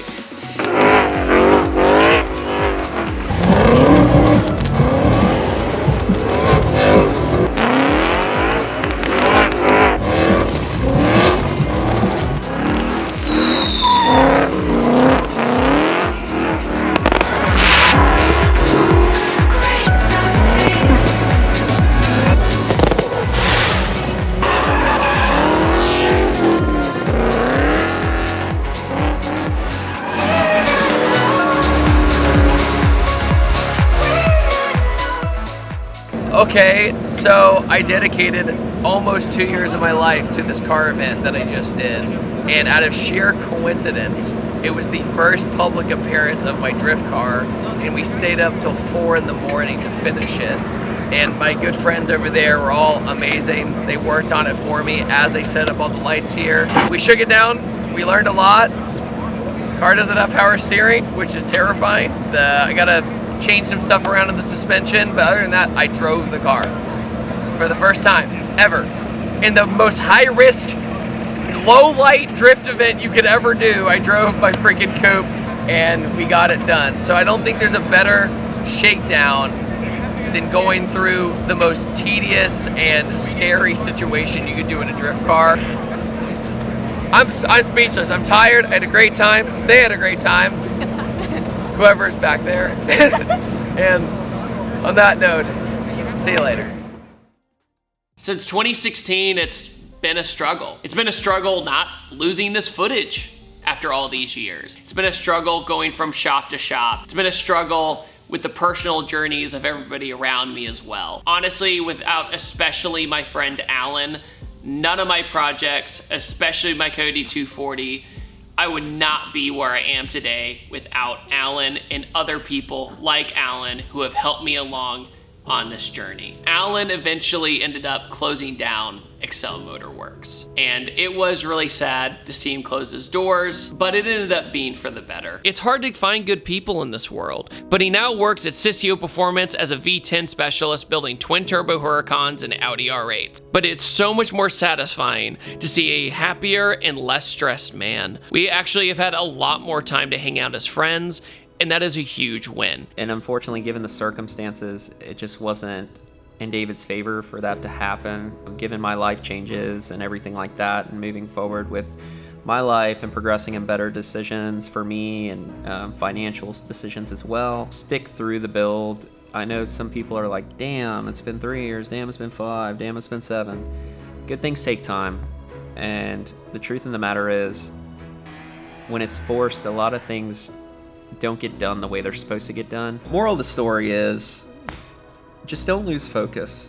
You know, a bunch of life things get in the way, friends get in the way, money gets in the way, projects get in the way, things get in the way. The biggest thing is when you have a great idea and you have a great dream and you have a creative way in allowing it to become something real, just keep pushing through it, man. Because at the end of the day, it's always going to come out better than it started. And if it doesn't, that sucks. Everybody else who helped me with Project Katana, my drift events, my local car community, Caffeine and Octane, I thank you for always supporting me. And to my viewers, thank you for always believing in me. That Dude in Blue,